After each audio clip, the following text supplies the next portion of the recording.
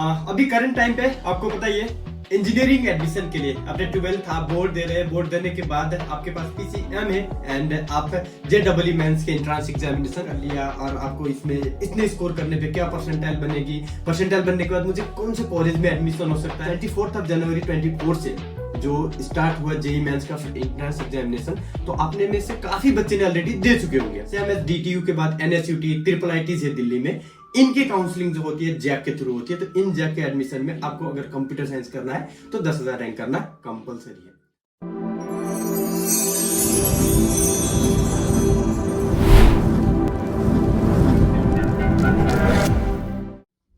Hi dear students and parents, मैं Rajan from pathway education new Delhi.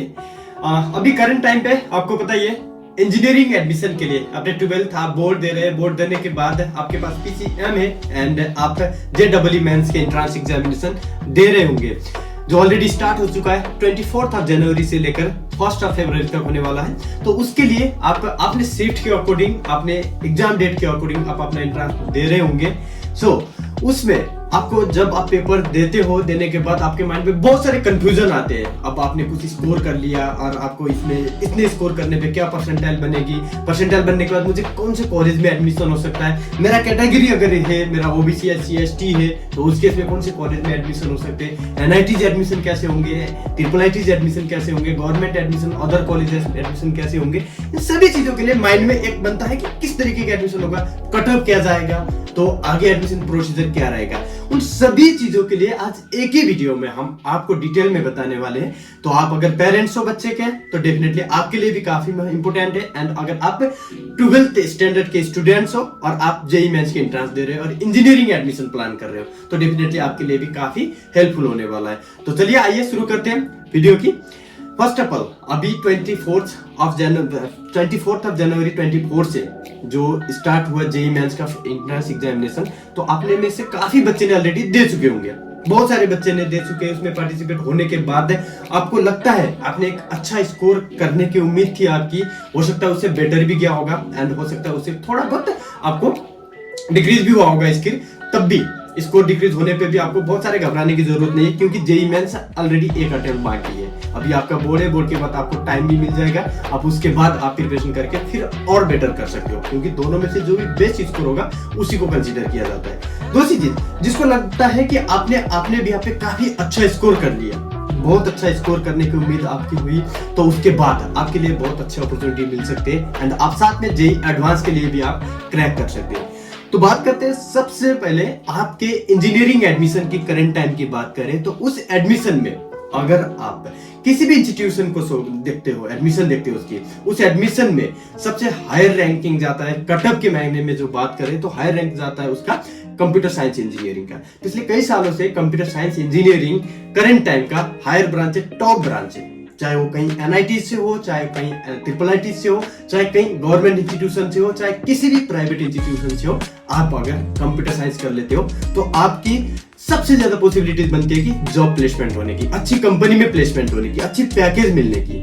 तो उसके लिए लेकिन एक क्राइटेरिया है, आपने बेस्ट स्कोर करना है। उस बेस्ट स्कोर में भी कितना करना है बात ही है। मेन चीज, अगर आप दिल्ली से हैं एंड दिल्ली में टॉप कॉलेज की बात करते हैं डीटीयू, दिल्ली टेक्निकल यूनिवर्सिटी, जो दिल्ली कॉलेज ऑफ इंजीनियरिंग था कुछ टाइम पहले, तो उसी की बात करते हैं। तो अगर आप कंप्यूटर साइंस की बात करते हैं तो 10,000 के आसपास रैंक में आपका एडमिशन हो सकता है उसमें। अगर वो परसेंटाइल में बात करें तो आपको 99.3 परसेंटाइल में एडमिशन होगा। सीएमएस डीटीयू के बाद एनएसयूटी ट्रिपल आईटीज है दिल्ली में, इनकी काउंसलिंग जो होती है जैक के थ्रू होती है। तो इन जैक के एडमिशन में आपको अगर कंप्यूटर साइंस करना है तो 10,000 रैंक करना कंपलसरी है। अगर 10,000 नहीं किया तब भी कोई बहुत घबराने की जरूरत नहीं है, आपको उसी लेवल का सेकंड ब्रांच मिल जाता है आईटी इंफॉर्मेशन टेक्नोलॉजी।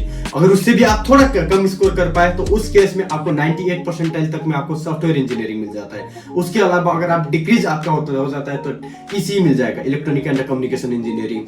फिर उसके बाद आप मैकेनिकल इंजीनियरिंग कर सकते हो, इलेक्ट्रिकल इंजीनियरिंग कर सकते हो। ऐसे बहुत सारे ब्रांच है। अगर आपके पास 97-98 परसेंटाइल भी आया तब भी आपको दिल्ली के गवर्नमेंट कॉलेज मिल सकते हैं, या कहीं ना कहीं एनआईटीज मिलते हैं। आपको 23 एनआईटीज मिल जाते हैं, 26 ट्रिपल आईटीज है। तो उन सभी कॉलेजेस में एडमिशन में आपको चांसेस बन जाएगा।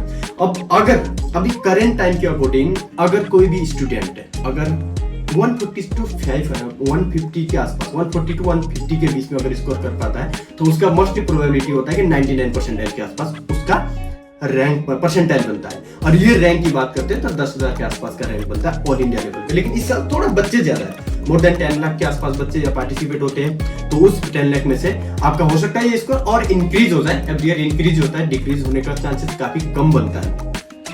लेकिन अगर आप कोई NITs भी टॉप करते हो, लाइक त्रिची हो गया, IIIT भी टॉप करते हो, हैदराबाद हो गया, औरंगल होगा, कलिकट हो गया, इस तरीके के आप करते हो तो उसमें टॉप जो देखते हैं उनके लिए थोड़ा हायर कटअप जाता है। लेकिन आप जो डिक्रीज जो लो एवरेज लेवल के भी आप NITs देखते हो तब भी उनके पास भी आपको 99 परसेंटाइल में टॉप ब्रांच मिल जाता है जो कंप्यूटर साइंस है।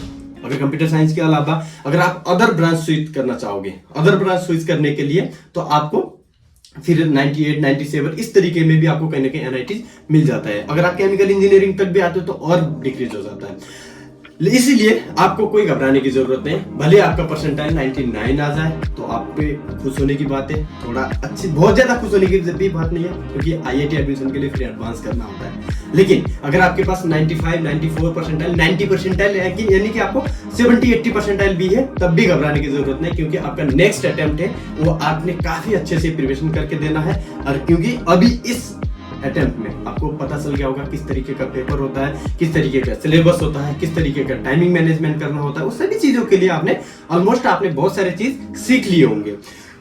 आपको इन एडमिशन के डेट शीट से लेकर, आपको एडमिशन प्रोसीजर में फिलिंग ऑफ चॉइस से लेकर, आपको एडमिशन में फिलिंग ऑफ ब्रांच से लेकर, अगर किसी भी कॉलेज की फीस स्ट्रक्चर से लेकर, उसका प्लेसमेंट पैकेज से लेकर किसी भी तरीके के हेल्प रिक्वायर होती है तो आप हमारे काउंसलर से आप कोऑर्डिनेट कर सकते हो, जो आपके कभी भी 24/7 आपके लिए बेस्ट सर्विस असिस्ट करेंगे, सर्विस प्रोवाइड करेंगे, जहां पे आपको इजीली एडमिशन मिल सके एंड आपके करियर, आगे फ्यूचर करियर के लिए बेस्ट गाइडेंस मिले। तो wish you all the best आपके जेईई मेंस एंड अगले जेईई मेंस के लिए, साथ ही साथ है आपके कॉलेज एडमिशन के लिए। तो हेल्प की रिक्वायर होती है तो आप डिस्क्रिप्शन में हमने कांटेक्ट नंबर दिए गए हैं, उनके साथ आप कोऑर्डिनेट कर लीजिए। साथ में हमारे यूट्यूब चैनल को सब्सक्राइब करके रखिए और हमारे other social media platform like Instagram, Facebook and other आप फॉलो करके रख लीजिए, ताकि ऐसे इन्फॉर्मेटिव वीडियो आपको टाइम टू टाइम मिलते रहे। तो wish you all the best, मिलते हैं अगले वीडियो में। Thank you so much.